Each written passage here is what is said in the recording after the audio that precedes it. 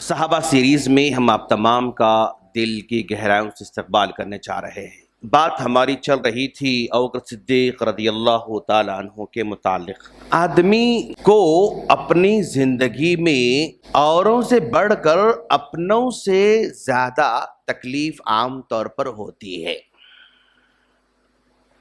ایک ہے انسائیڈ والا اور ایک ہے آؤٹ سائڈ والا۔ آؤٹ سائڈرز کی جانب سے جو تکلیف ہوتی ہے وہ زیادہ محسوس نہیں ہوتی ہے، لیکن اپنوں کی جانب سے چھوٹی بھی اگر تکلیف ہونا وہ زیادہ محسوس ہوتی ہے۔ مثال کے طور پر مان لو میں ایک جوتا پہنا ہوا ہوں، اوکے، ایک جوتا پہنا ہوا ہوں اور جوتا پہن کر روڈ پر چلتا رہتا ہوں، تو روڈ پر ہزاروں کنکر رہتے اور ان کنکر پر میں پیر رکھ کر چلتے رہتا ہوں، لیکن کسی بھی کنکر سے مجھے تکلیف نہیں ہوتی۔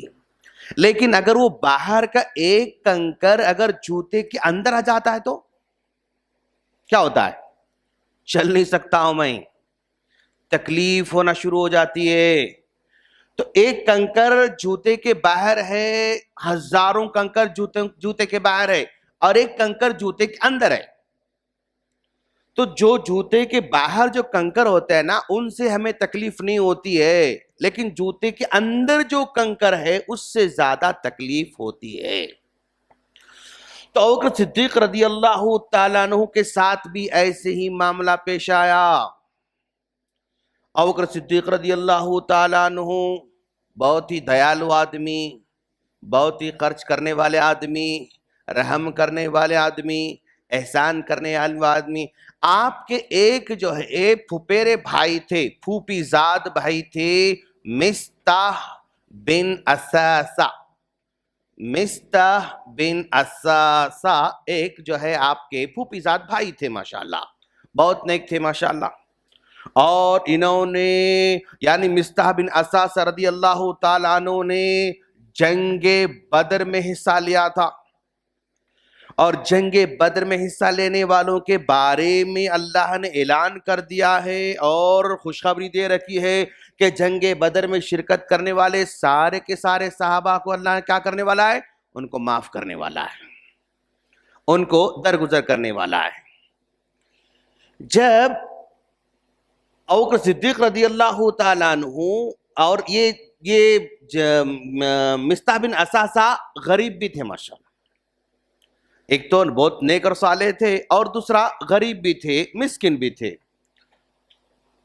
ابوبکر صدیق رضی اللہ عنہ کی بیٹی ام عائشہ صدیقہ رضی اللہ تعالیٰ عنہ پر ایک سفر میں واپسی کے دوران آپ پر بہتان لگایا گیا کہ آپ کے تعلقات فلاں صحابی کے ساتھ ہیں۔ وہ پورا لمبا واقعہ ہے، وہ واقعہ ہم انشاءاللہ ام عائشہ صدیقہ رضی اللہ تعالیٰ کی سیرت جب بتائیں گے تب ہم بتائیں گے انشاءاللہ۔ تو واپس میں آتے وقت ان پر بہتان لگا گیا، اور وہ بہتان لگانے والے منافقین تھے۔ جیسے ہی مدینہ میں وہ بات پھیلی، بھینکر انداز میں تیزی کے ساتھ وہ بات پھیلتی گئی، اور اس یعنی جو بہتان مطلب جو ہے یعنی جو پھیل رہی تھی، وہ بہتان میں یعنی مستح بن اساسہ رضی اللہ تعالیٰ بھی شامل ہو گئے۔ مطلب وہ بھی بھولے بالے تھے، ارے ہو سکتا بھائی، ہو سکتا ہے، ناممکن بات کیا ہے، اس طرح کی بات یعنی مستح بن اساسہ رضی اللہ تعالیٰ عنہ بھی اس بہتان لگانے والوں میں ان کی ہاں میں ہاں ملائی۔ آپ چاہے تو انکار کر سکتے تھے، لیکن وہاں پر بھولے پن میں آ کر منافقوں کے پروپیگنڈے کا شکار ہو گئے، ہاں شکار ہو گئے۔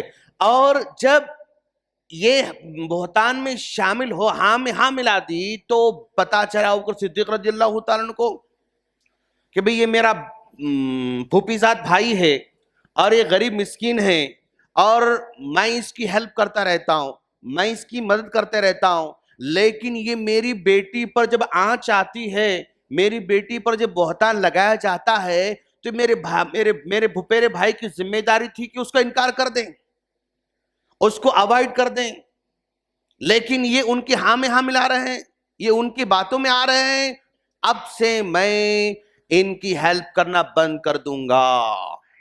جو میں مدد کرتا تھا راشن کی شکل میں، پیسوں کی شکل میں، وہ مدد کرنا میں بند کر دوں گا. اعلان کر دیا. اب مصطح بن اساس رضی اللہ تعالیٰ عنہ ریئل میں وہ نیک تھے، حقیقت میں بہت اچھے آدمی تھے. غفلت میں ان کی ہاں میں ہم ملا دیا تھا. انہوں نے بعد میں توبہ کر لی. احساس ہوا کہ ارے مجھے ایسا نہیں کرنا چاہیے تھا، مجھے ایسا نہیں ہونا چاہیے تھا، مجھے ان کے ہاں میں ہم نہیں ملانا چاہیے تھا. ان کو احساس ہوا. جب ان کو احساس ہوا تو انہوں نے توبہ کر لی اور اللہ تبارک و تعالی نے ان کی توبہ قبول بھی کر لی. اور انہوں نے قسم کھائی تھی کہ اب میں ان کی ہیلپ نہیں کروں، مدد نہیں کروں گا. تو اللہ تبارک و تعالی سورہ نور آیت نمبر 22 میں وحی نازل فرمائی کہ جو لوگ جو ہے معاشرے میں بہت ہی عزت والے ہوتے ہیں اور مالدار ہوتے ہیں، وہ غریبوں کی مدد کرتے رہتے ہیں.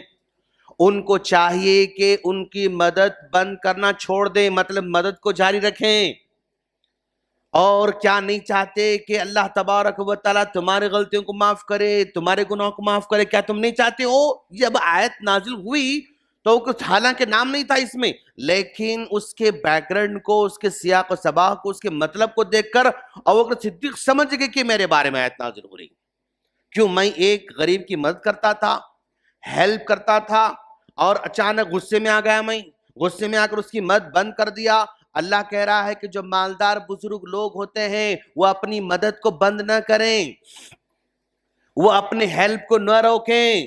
کیا تم نہیں چاہتے ہو کہ اللہ تم کو معاف کر دے؟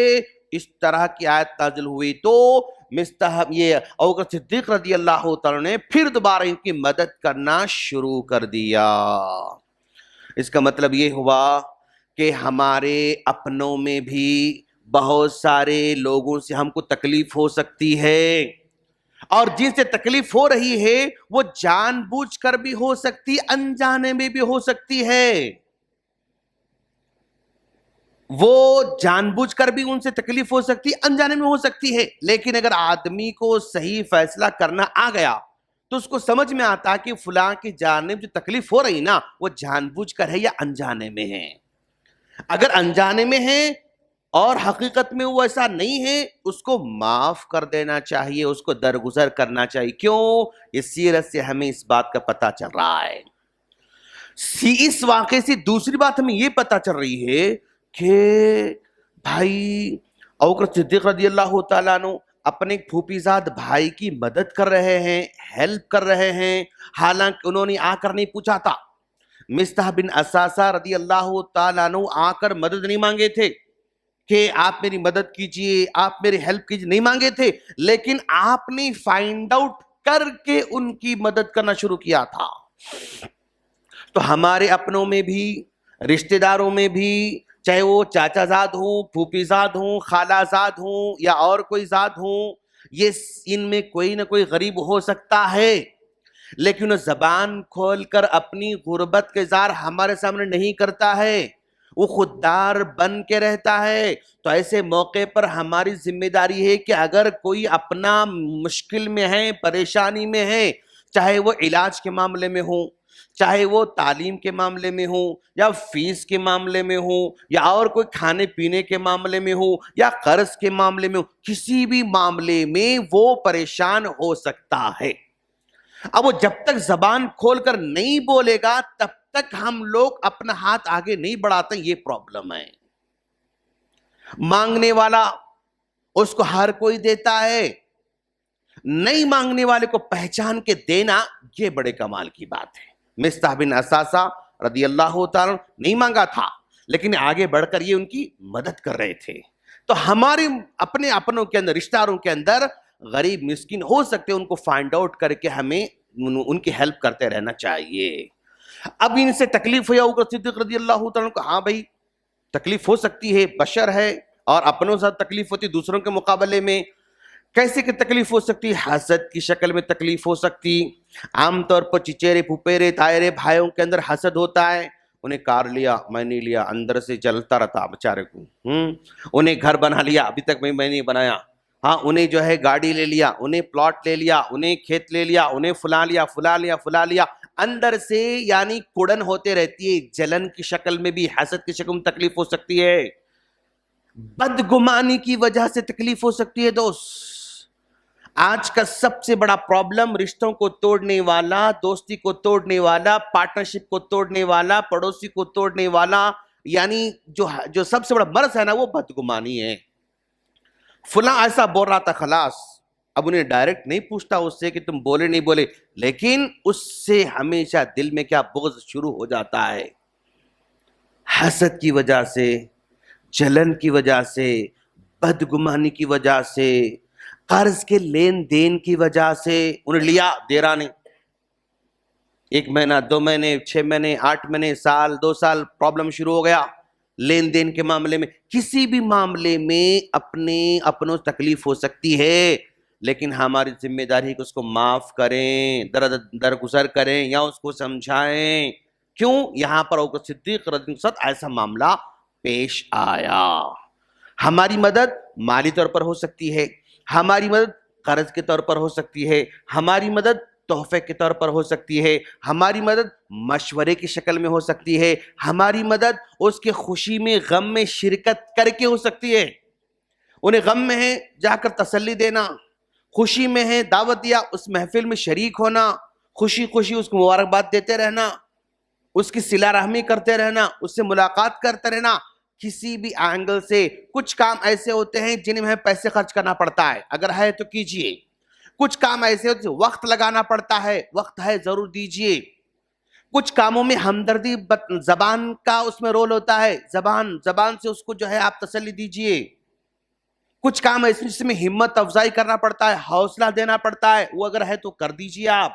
تو ہمیشہ پیسوں کی ضرورت نہیں پڑتی ہے، پیسوں کے علاوہ بھی بہت سارے کام ہیں جس میں وہ ہمارا آدمی ضرورت مند ہوتا ہے، اس کو دیکھتے ہوئے اپنے آگے بڑھنا چاہیے۔